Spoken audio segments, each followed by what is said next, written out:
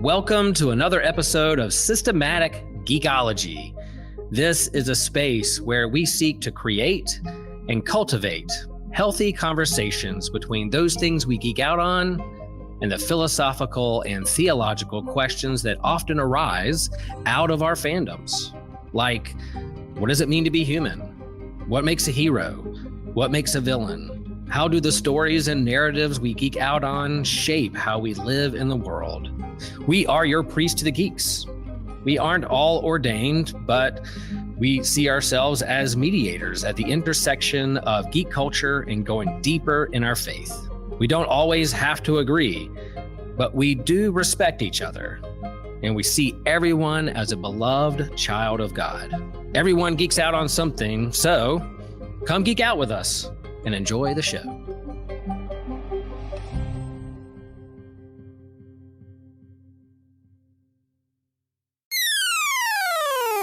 This show is a proud member of the Anazal Podcast Network. What happened in the distant past of a galaxy far, far away? We're going to be asking this question and a lot more in today's episode of Systematic Geekology. We are the Priests of the Geeks. I'm your host, Christian Ashley, as we are going through the entirety of Star Wars. You heard me, the entirety of Star Wars. That doesn't actually mean the entirety of Star Wars, but it means a lot of Star Wars. And Will and I, a couple weeks back, did an episode, kind of like an overview of like everything, but like this is where we're getting to the nitty gritty of a lot of stuff. So we're not going to cover every single thing that was ever released because, you know, not all of us have experienced it, number one. And number two, some of it is so obscure, like you'd have to really pirate stuff. And not everyone has, you know, my moral flexibility on that issue to get to some of that stuff. So it's not just me here today. We had to call in an audible, you know, not as in like we needed someone else here who couldn't do this, but like as someone like who knows his Star Wars lore, has covered it multiple times over on one of his many channels. Former host of the show, Joe Dea. How's it going, Joe? What's up? I'm glad to be here to talk about an era of Star Wars that is firmly entrenched in Legends continuity, which I will start off by saying the hot button thing, Legends continuity is exponentially better than the canon stuff. You'll get no argument from me. Once again, it is not flawless, but you know what? It's 10 times better. And it brings up an interesting issue in that, okay, we're going through the history, like literal history of Star Wars as a universe. We are starting technically 25,000 to 4,000 BBY. We'll get to that in a moment. But yes, we will be covering both Legends and canon material. And I'll get to that in a moment, like how we're doing that. So before we head that way, Joe, what have you been geeking out on recently? I am about halfway through Star Trek Discovery. Fell into that one because I was looking for a new Star Trek to watch, and seriously, I would strongly suggest watching this one. It is one of the best Star Trek series that I have watched thus far. I was almost waiting for the parody moment, but you sound quite sincere. I have the opposite view, and I'm glad that you feel that way. On Discovery? Discovery is trash, my friend. Oh, for more of this odd couple nonsense, me letting Christian know just how wrong he is sort of vibe, you can find us once a month on the YouTube channel. Which we will be doing the week of this recording on the Mary Celeste, if that interests you.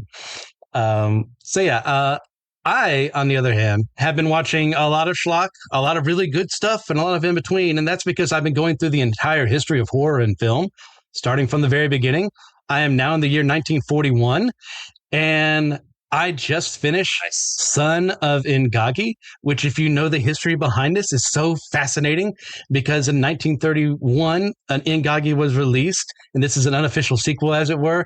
And Ingagi is one of the most racist things that has ever existed in the history of the planet.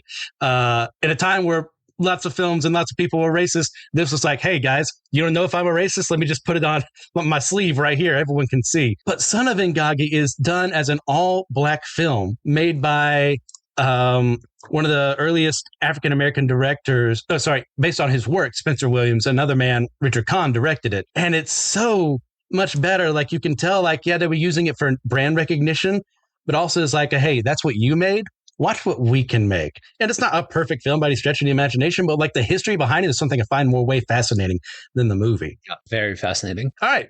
So that's what we were geeking out on. Now into getting into the start, even though technically we did start with the overview of everything, this is kind of the start of like the beginning of the series itself.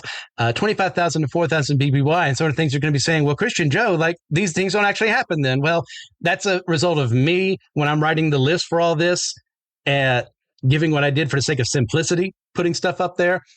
So when Joshua was compiling how he wanted some of these episodes to be done, that's how it ended up this way. So technically speaking, we've been going over a very long period of time due to the infrequency of published works around this area. So there's a ton of stuff that just isn't built up because no one told a story in it as well. So once again, sake of simplicity, putting them all together here. We're not going to cover everything in these books, everything in these comics that have come out, but like kind of get our thoughts, general thoughts on them, because we don't want this episode to go on too long. And I know you're all laughing because you heard the names Christian and Joe, and you said, well, I'll see you 2 hours later. We're going to attempt to deny ourselves. We're going to fail, but we're going to attempt anyways. So as well, I want to shout out before we actually begin the discussion here that there are 2 people out there, I do not know their names, but they made the definitive list of all canon material based around the time it happens in, and a second person made one for all the Legends material and every time that year that happened in. I don't know their names. All I saw were like charts on Reddit and Wikipedia, but no one that I saw attributed them. So if you know who they are, let me know, because I'd really want to thank them because they did a stellar job. No joke intended there with what they did here. So that's it. So, Joe, I've used the phrase BBY multiple times over. What does that mean? Before the Battle of Yavin, so basically, it's to denote everything that happens pre Death Star. That's BBY. Yeah, everything technically. A New Hope is 0 BBY, as it were. Right. When you start to get into the different sections of the timeline like that, that's really where it becomes the most evident that the Star Wars timeline as a whole kind of came after the initial idea. Yes, Lucas had more fleshed out, like he knew that he was picking up partway through the story, all of that sort of jazz, but this was not fully fleshed out. And so this was basically something that came about to denote everything that happens pre the 70 years or so that takes that's the most fleshed out and famous within the Star Wars universe. Yeah, thereabouts. Yeah, and I believe, technically speaking, there is a 0 BBY and a 0 ABY. That's not how we date things, but I think in universe, that's how it's done. And like the idea being is that this is a huge cultural important moment here, the fall of the Empire. Like after the fall of the Old Republic, like we've got to start a new dating system to like mark things from here on out. Much the same way we don't know when Jesus was born. You'll have people say, 6 BC. If they want to be wrong, they can say BCE. You'll have other people say, 280 or what have you. Like the point being, it's like, well, it's as good as day to day. We'll just put that there.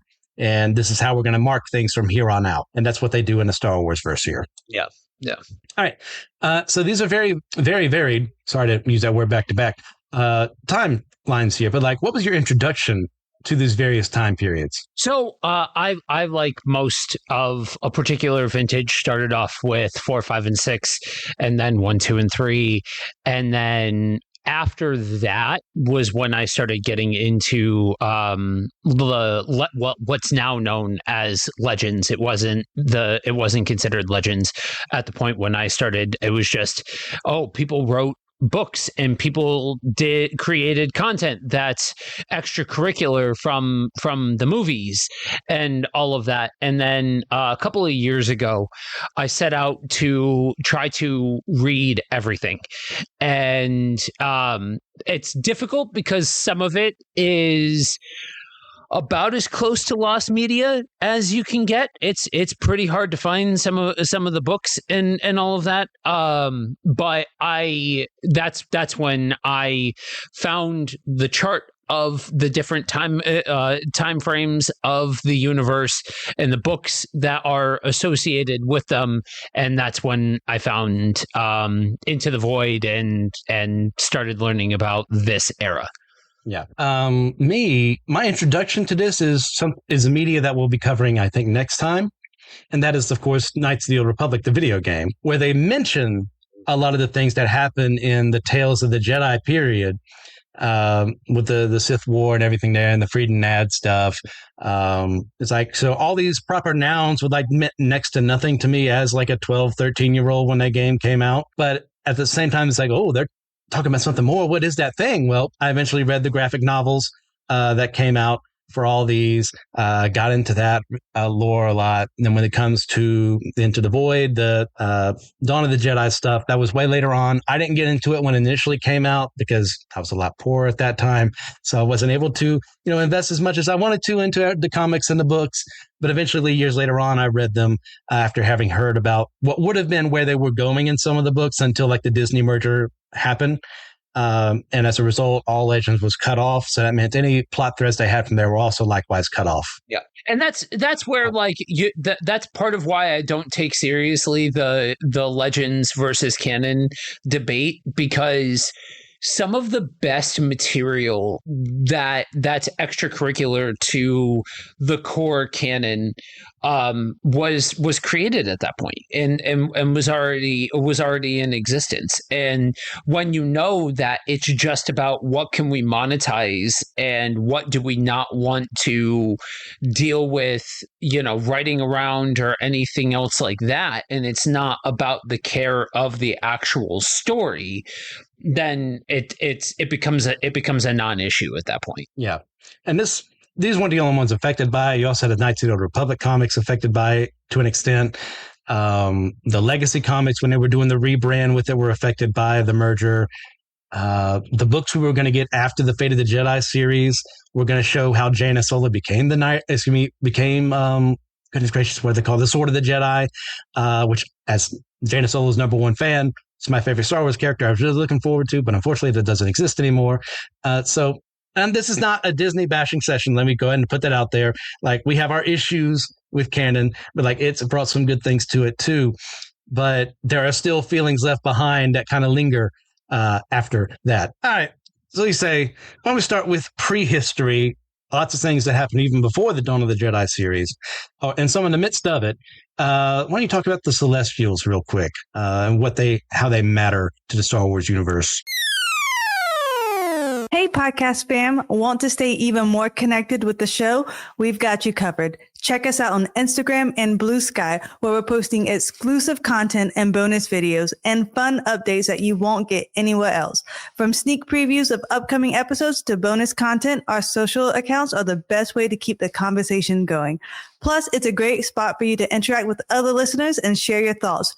We love hearing from you. When you follow us, it helps us grow and continue bringing you the content that you love. Whether it's a funny poll, a quick clip from today's episodes, or just random thoughts, you'll feel more plugged into everything we're doing. So go ahead and hit that follow button on Instagram and Blue Sky. It's one more way to be a part of the show and keep the good vibes flowing. Thanks for being a part of the family, and we can't wait to see you there. So for anybody that's unaware of this era, because like Christian said at the top, really, this is one of the least flushed out eras. Like, when we're talking about this giant chunk of time, right, that Christian mentioned at the beginning, it sounds like, how are you going to possibly cover that much? That's because like 3 things were written during this time. But the things that were created for this time are huge in scale and scope. You're talking about aspects of the universe that, like, if you don't like metachlorians, if you don't like hyper scientific explanations behind the Force, and you like some of that more mythological side of Star Wars, this is your area. Even though it's not really flushed out, you're talking about outside of anything that even remotely resembles the Skywalker saga. And so that's where you get into the Celestials. So one of the most mythic parts of Star Wars lore, they're ancient and almost incomprehensible beings that are tied to the Force. Their big thing is that they're credited with like galaxy scale engineering projects that, as time would go on, would start to give way to some of the more familiar aspects of the Star Wars universe. One of the biggest things to talk about here is that they make ancient Star Wars feel closer to mythology than a history lesson. And they do feats like restructuring whole systems, and by around 30,000 BBY, they've already largely withdrawn from the galaxy, which makes it feel like they're closer to like lost gods than main characters in Star Wars stories. Yeah. These are the movers and shakers of the past, the people of legend who have done a lot of amazing things that are left behind what has survived to the current present of the Star Wars universe, in the fact that no one really knows who they were. There's very little written about them. As time went on in the canon, you may recall the Clone Wars episode where Anakin meets the father, the son, and the daughter. These are later on kind of retconned into being members of the celestial race. In canon, they're just known as Force wielders. So there's a divide between Legends and canon there. And one of the things behind that idea being is that they were just so super powerful, so in tune with the Force. They were capable of feats that no other person would be able to do. And that's where we get things like Centerpoint Station in the Corellia system. This is huge super weapon that can like destroy pretty much anything in its path, and is used like twice in Legends canon, both times not terribly well for the people who wanted to use it well. Then we get things like the Maul Cluster, which are a bunch of these black holes around the section close to Kessel, where we get the Kessel Run from.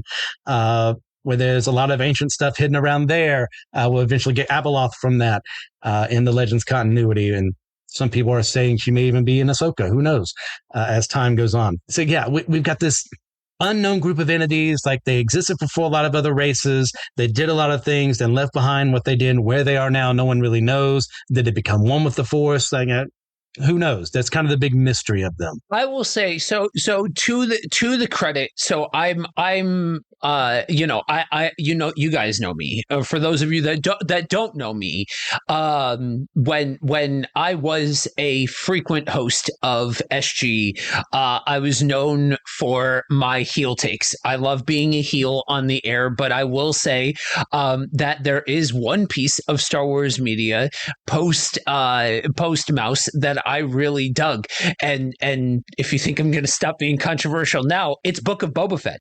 I really enjoyed that. It's true though. I love it. Who are you? And what have you done with Joe? Oh, seriously, I really enjoyed it. But all of that being said, if Abeloth was brought in, I would give the Mouse a chance. I would give Disney Star Wars a chance, because you're now firmly in Grandmaster Luke territory, in some of the most compelling, large-scale storytelling territory for me in all of Legends. And so like that would be dope. But yeah, so yes, it's and that's really why I bring all of that up.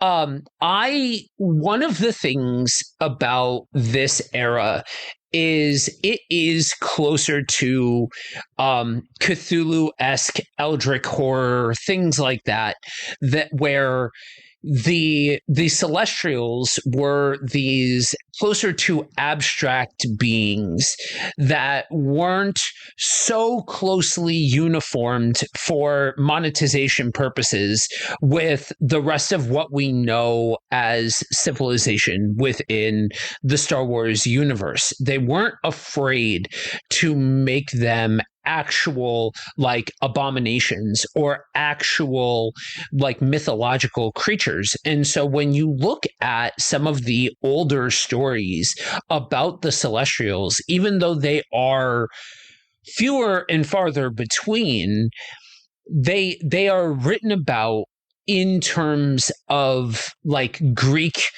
gods rather than like fully fleshed out stories. So they're more conceptual than they are actual concrete.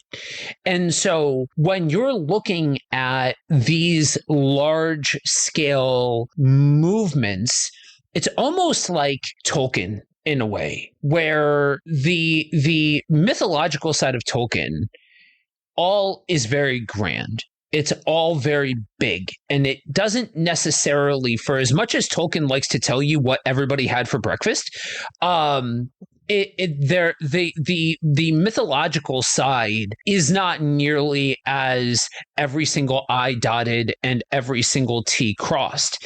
And so if you are a person that has looked at mainstream Star Wars and said, this is all very stagnant technologically, sociologically, all of that sort of jazz, and you would want to see how all of that was initially created, especially when you are familiar with the geography or the architecture or the technology of the Star Wars universe, this is the era where you get all of that.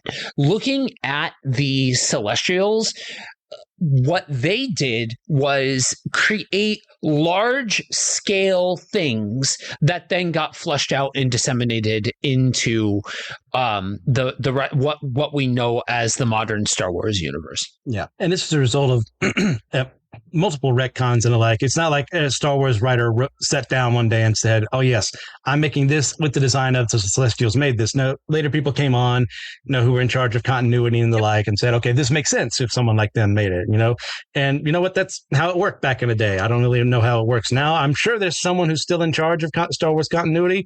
I'd like to meet them and ask them what they're doing, but you know what, I'm not gonna go any further. So next up on our docket, we have the Rakata. Joe, the Rakata. So, the Rakata are the first truly major ancient galactic empire in continuity. Their infinite empire would conquer force-rich worlds, and they would enslave whole populations. They powered a lot of their technology through what we would come to know as dark side energy of force sensitive beings. A big part of the story or a big part of the flavor that they bring is horror. They are that when they are talked about more in terms of like the boogeymen of old, like the true villains of old. And that's where like a lot of the flavor of this era, when you're going back that far, is closer to horror. And yes, that's part of why, like, when I look at the canon and the continuity and the history of Star Wars as a whole, I'm talking about all of Star Wars. Screw Legends in canon. I'm talking about anything that has been created under the umbrella of Star Wars. Dude, there's something for everybody. Like, yes, I get on here and I make fun of people who like canon stuff and all of that sort of stuff. But seriously, if you like it, awesome. But like, for the love of everything that's holy, it sells itself. A horror-themed Star Wars movie where the Rakata are the main foes of the day on the big screen. Come on. And don't hold back from making it R-rated. Yes, not everything needs to be kid-friendly within Star Wars. You can make stuff for adults. I'm just saying that that sells itself. But yeah, so in terms of what this would be for like a modern Star Wars fan that's never gone back, this is the first clear example of ancient tyranny. And they also help bridge the pre-Republic section into Dawn of the Jedi, because the Rakata become one of the first major outside threats in that material. So very much proto dark side. Yeah. In many ways, they're proto-Sith to an extent. They're this outside threat that came from the unknown regions and start laying waste to everything in their path. Do you want to know why the reason that Tatooine is a desert planet? Well, they glassed it because the people there fought back against them. You want to know what this Starforge thing is? We'll play Knights of the Old Republic on the next episode. But this is what I love them as a species, because they look so weird and goofy. You would think, oh, they can't possibly be a threat. But then what appears to be weird and goofy looking with like the little side eyes and fish-like appearance is actually completely and utterly horrible and terrible, because they laid waste to everything in front of them. They enslaved Force users for their own intents there, to guide them to other Force users so they can enslave them, fueling themselves with the dark side before that was called the dark side.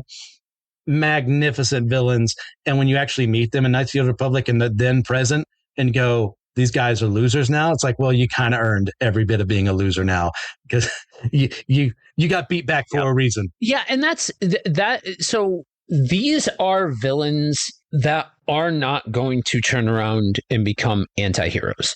Yes. They are not redeemable in any way, shape, or form.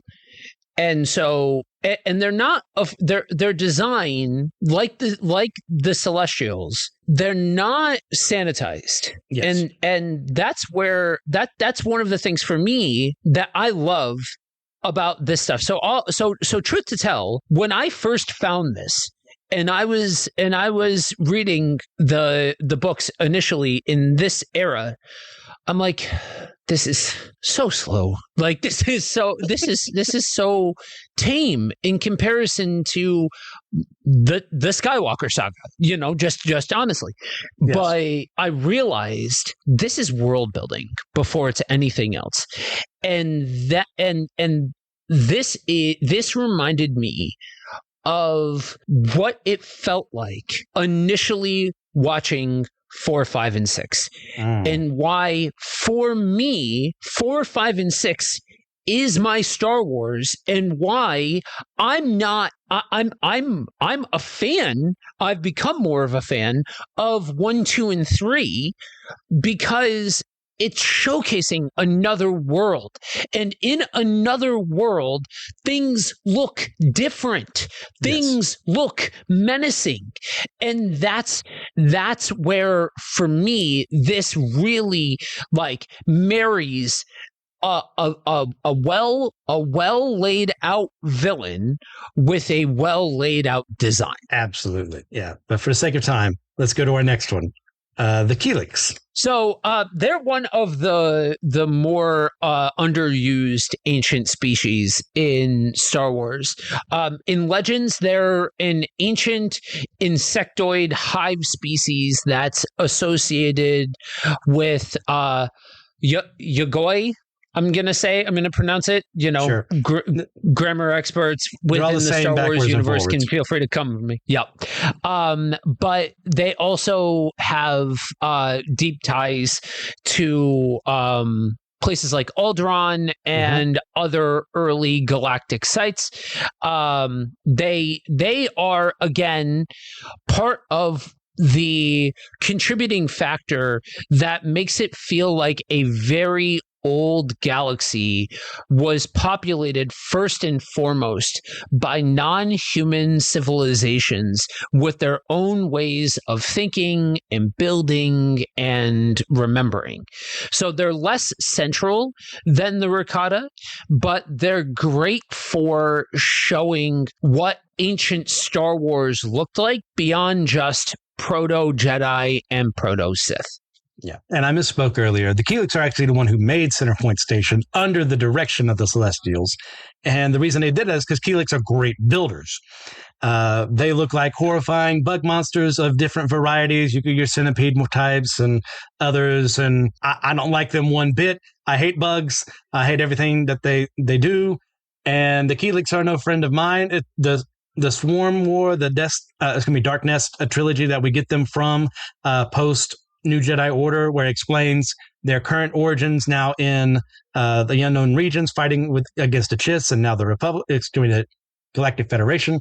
And then going back into the past of how they might have fought against the Rakata, they might have fought against the Celestials as well.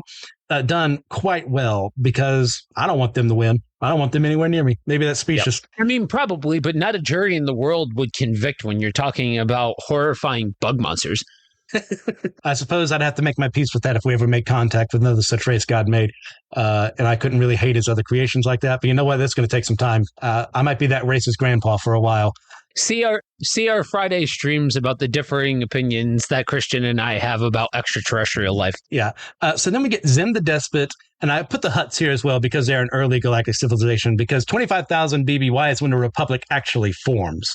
So the Hutts were united before this. Right. So Zim is, again, one of the classic ancient tyrant figures in Legends continuity, a pre-Republic warlord who built a large empire in the Tian cluster.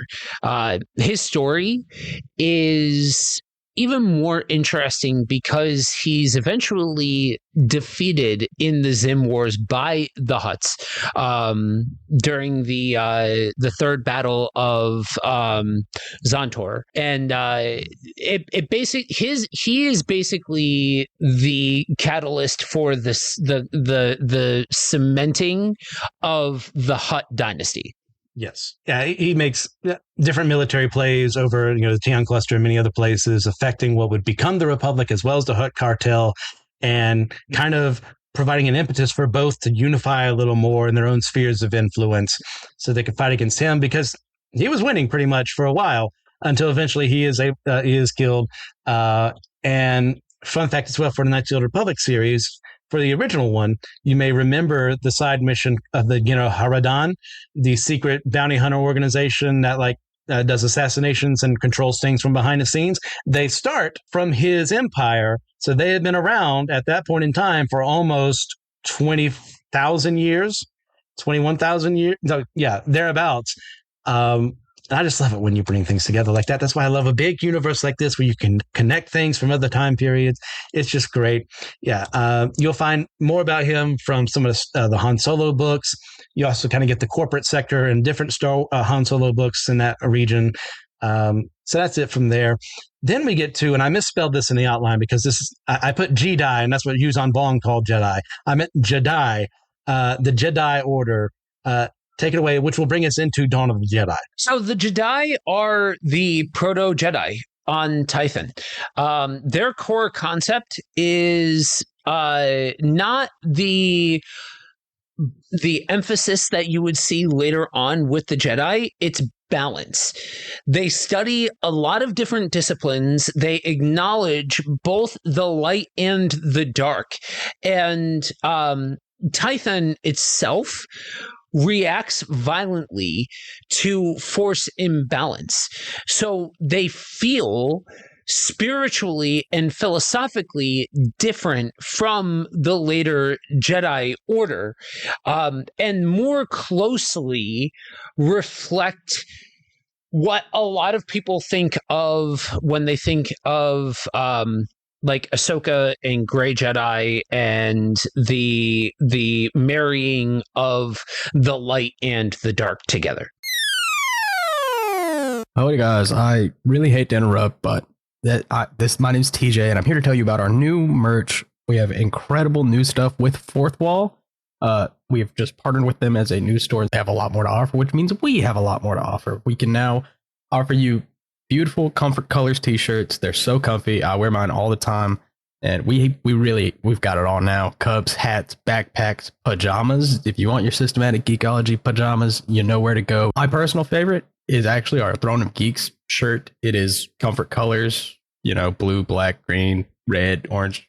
And the shirts are just so nice. And the shirt itself, we've got the Throne of Iron, geeked out. Because, that's our brand. We've got Mjolnir on there, the Buster Sword, Trident. Basically just the coolest weapons from our favorite properties are on the shirt instead of a bunch of normal boring swords from the boring series Game of Thrones. So check that out. And thank you.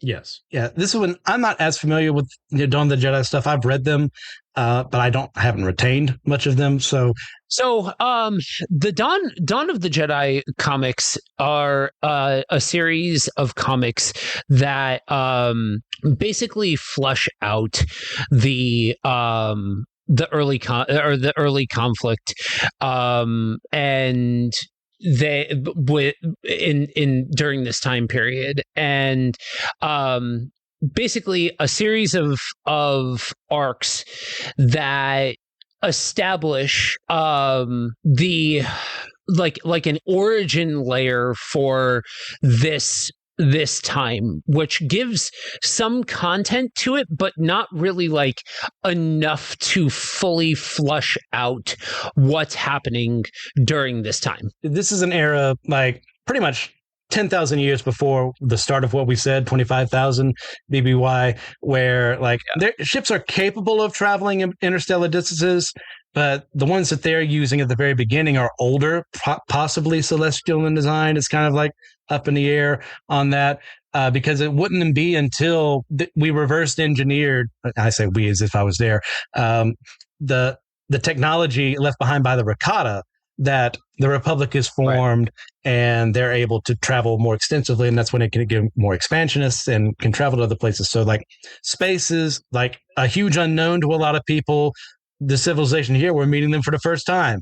And yeah, it's a fun series. I do remember that. I couldn't remember a single character's name to save my life from either the books or comics, but I do remember enjoying them. Yeah, so as far as characters, specifically from the comics, you've got Zesh, who is huge because he gives you like an insider perspective of the era, and then you have some of the younger Jedi characters, and then figures like Daijen Locke that help drive like a sense of order spiritually and politically, that are really some of the main characters that drive the story for the comics. I do remember like the ship that are kind of like the catalyst of the story, like plucking people from different worlds, bringing them back to Tython. Like there's even like a Sith there, because the Sith as a species are different from Sith dark side users. We'll get to that in a little bit more when we get to the Tales stuff. But this is, yeah, definitely something you wouldn't expect from an early comic like this. But they do a good enough job. Now, when it comes to Into the Void, Joe, like what's this one about? So Into the Void, this is a book that you've got to, in order to jump into this one, you've got to be okay with the idea that you are going to be reading something that, like, if you're into like Wild West type stories, where it's more about like almost like an unfinished world, this is something that you may really enjoy. So Into the Void takes place concurrent with Force Storm from the comics, but it's telling its own story and showing bits of the world that isn't shown in the comics. So it's less of a retelling and more of a companion piece. And so this is basically the main doorway into the Jedi era. So where the comics are more of like a mythic framework for the era, this is more of the nuts and bolts that you get from the time period itself. Yeah, I remember it because typically a horror writer, Levin. I've got a couple of his books that I've read. He's pretty great there. Into the Void was not what I was expecting as far as a Star Wars story, but it's a very effective story in like building up the world around like this era and just explaining these different things that you're going to have to do a lot of work because you're literally the first person novel wise who is doing this at this point in time. And that's a heavy thing to do. And I think he does an effective enough job. Yeah. Yeah. And he writes it from a standpoint that allows for storytelling that takes place before like the, for lack of a better phrase, theology of the Star Wars universe and the Jedi is fully cemented, and allows you to see some of these building blocks that take place before but before some of the more notable things really start to solidify. Okay. All right. Yeah. So for the sake of time, let's go ahead and move forward to the Pius Dei Crusades. These are something that no book has been written on. These happen about 11,000, 12,000 years, BBY. I forgot to look it up before I said those words. And this is the time the Republic is active. There's talk of like integrating the Hutts inside the Republic at this point in history. But what happens is that a humanocentric group starts rising up throughout the galaxy. Anti-alien sentiment is spread around. And you essentially get like a religious figurehead become the supreme chancellor who starts anti-human crusades against these different alien groups and starts rallying people around him to like essentially commit genocide over multiple different planets and the like. So this is found in the New Essential Chronology. Is I believe the first time it's ever like truly brought up and like fleshed out. So there's once again not a book based around it. Joe, do you remember anything else about this? Yeah. So and it's important to note, like when you're looking at the dawn of the Jedi stuff that happens before this, and pretty much everything that happens before this point in history, you're talking about larger than life characters met with larger than life situations. So like in the book, you're talking about big cosmic level things going on, and the Jedi Order being called upon to stop like cosmic level threats and things like that. And so this is taking that sort of big and bombastic period of time and reining it back in and telling a smaller scale story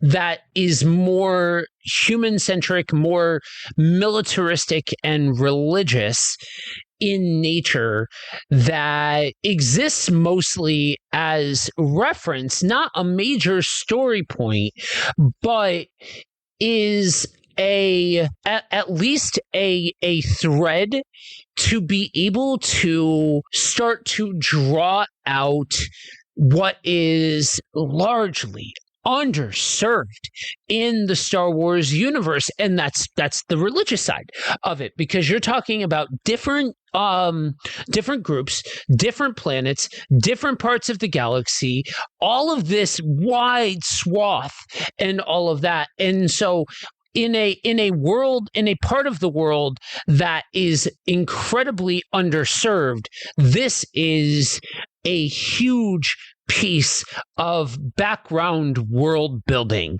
that fleshes out what like this rich history that only happens basically in the margins. So it's not so much of okay, so now we're going to give you a half hour on this part of the story, because that in all reality is not there. But again, where this era really shines the brightest is it gives you puzzle pieces and building blocks that are best taken as whole other parts of like as a whole section and era that you can look at. Yeah. I put this in here No, for the multiple reasons I find it fascinating. Number one, because if you go to Legends, you'll find that Palpatine has very humanocentric beliefs that are not really in canon as much, or if at all. And like his hatred of other, non-human species and the like. So this had to come from somewhere, and you have historical precedent for it here. I love that idea. Once again, it fleshes the world out more. It's like in this period, you can literally write whatever you want without advancing to technology, being like the exception, because nothing's written. So you're in charge. And the idea of doing something like that fascinates me. And the other is, of course, the religious aspect. Yeah, I could easily say, oh, no, it's just someone else is saying, oh, no, religion bad. But like, no, like that's a surface level reading, yes. But what brought society to this point? Galactic society, like why would other races who weren't human actually align with a humanocentrist group like this? So I bring it all to say, like, do you feel like a religion in Star Wars is undeveloped as a whole? And like when something like this comes out, we just try and like grab it and hope for the best and like just have what we can. Yeah, and I think that's part of what I think that's part of the story for so much of Star Wars. But like this whole era is underdeveloped. We have pieces that almost act like Polaroids of like snapshots of this time period, and there's so much in between that you could write, and if written well, you don't disrupt anything. You just add, and that's one of the beautiful parts of this is there's so much room to add. So is it underdeveloped? Hell yeah, it's underdeveloped. But what if we look at this from the standpoint of what made a lot of us fall in love with Star Wars from the first place? Yeah, if you have a bone to pick with organized religion and you're going to read into this and say, oh, see, religion bad. Okay, great. Let's maybe advance to 201 level and say, well, what if we're in a world where things are happening off screen? And that's what I've talked to many people who started in the same era that I did, that grew up with the untampered with original trilogy, that before any of the additions were made, watching them on VHS for the very first time. And I hear the same thing consistently. It's a world where it feels like things are happening beyond just the reaches of the camera. And that's where this sort of varied storytelling that isn't afraid to go from big and bombastic to smaller scale and more political and religious is perfect to give you different aspects, different on-ramps for different types of fans. Yeah, absolutely. Like there's so much untapped potential in these long eras of history that you can do literally whatever you want. That's one thing. But then going to the religious aspect, like I can only remember one other time reading through Star Wars where I felt like religion mattered for at least a tiny bit. And that was, I think it was part of the New Jedi Order, close to the beginning. I think it was maybe the Agents of Chaos duology, where like this religious order is brought up and their beliefs are mentioned, and that's about it. And you got to think, with a galaxy with thousands of alien species, why haven't we really like seen what they think? Like, what religion do they practice? Is there anything that unifies multiple, alien species together? Like, do people worship Jedi? Do they worship the Force? Like, there's things that are kind of brought up in certain aspects that way. You have different Sith cultists and the like for their side of things. But there's not really like, I mean, it doesn't have to be a state religion or anything like that. But like, give me, something like, how did different Jedi look at the Force differently? Like Qui-Gon is perfect for that. His views of the living Force and the unifying Force compared to other Jedi. We're like, there's our strict dogma here. We're going to look at it this way. You get to the New Jedi Order group of books, and you have Jason Solo experiencing the things he does with Verger and seeing the Force in a new way when it changes Luke's order until they, backtrack because we can't have nuance in our Star Wars. That's a separate issue. Give me something. Yeah. And that's where like all jokes aside, for real, that's where my if I had one single hope for the future of Star Wars, and it's really the thing that makes me that bums me out the most about the mouse owning it, is the mouse is going to go with the moneymaker, and the moneymaker is the Skywalkers, because it's the most recognizable, it's the most monetizable, all of that sort of stuff. But such a huge, expansive universe has been created, and there are so many stories to tell in each era that you can have something for everybody.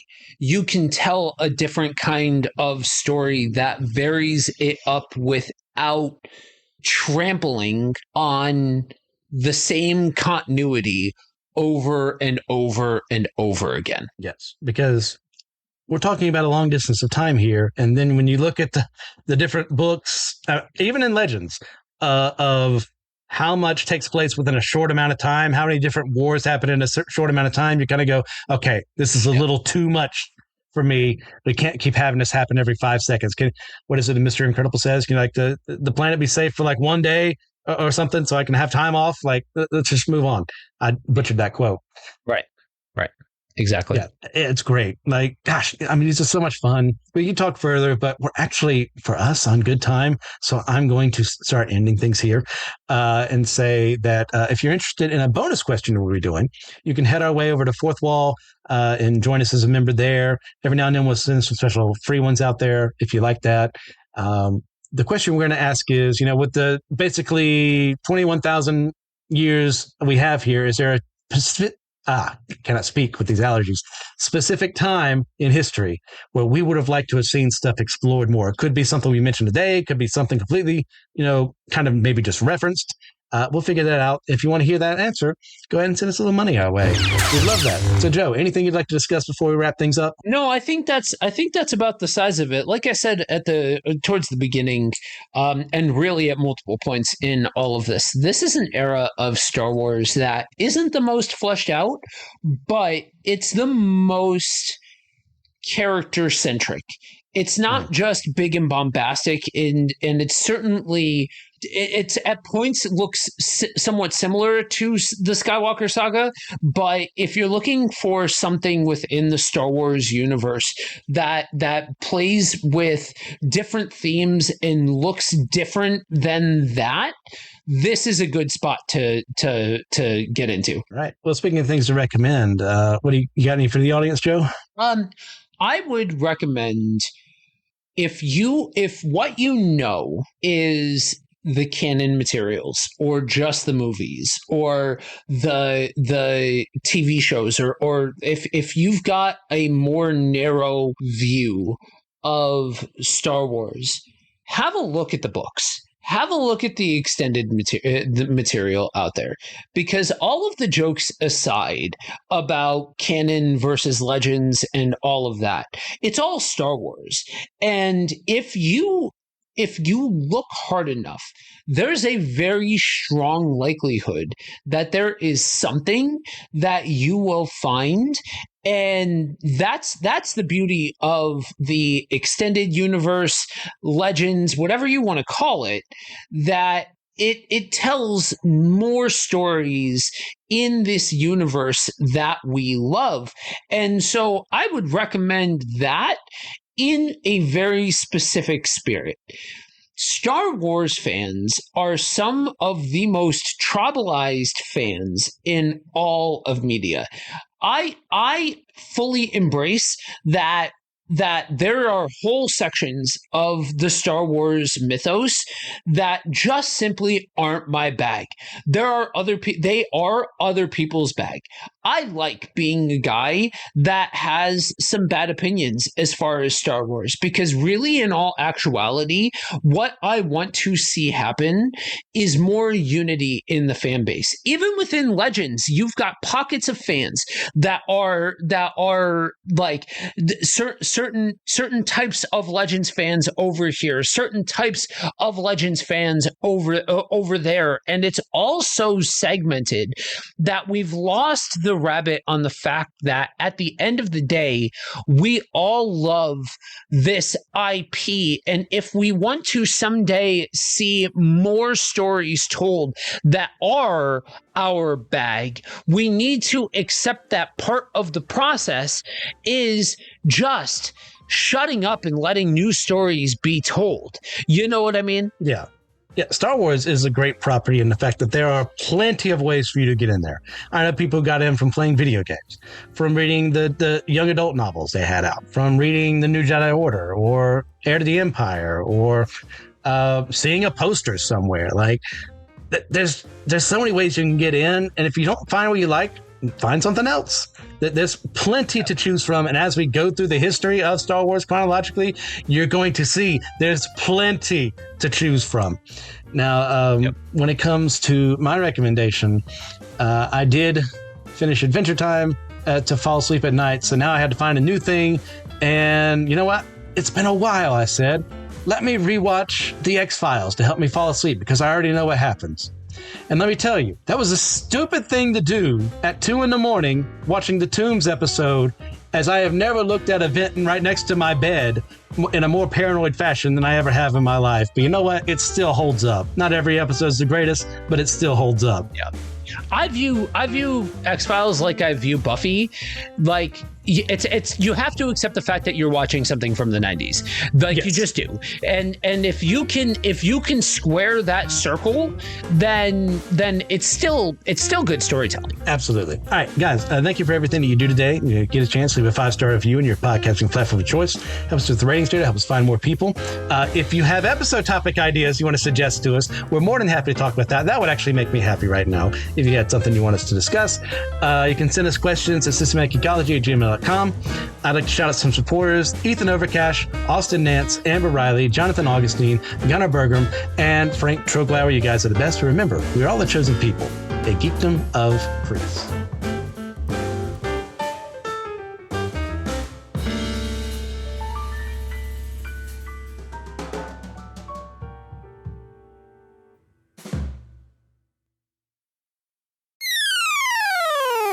Hello there, listener. This is Evan Garcia, and I just wanted to jump in here to remind you and to let you know of our Facebook groups and our Discord server.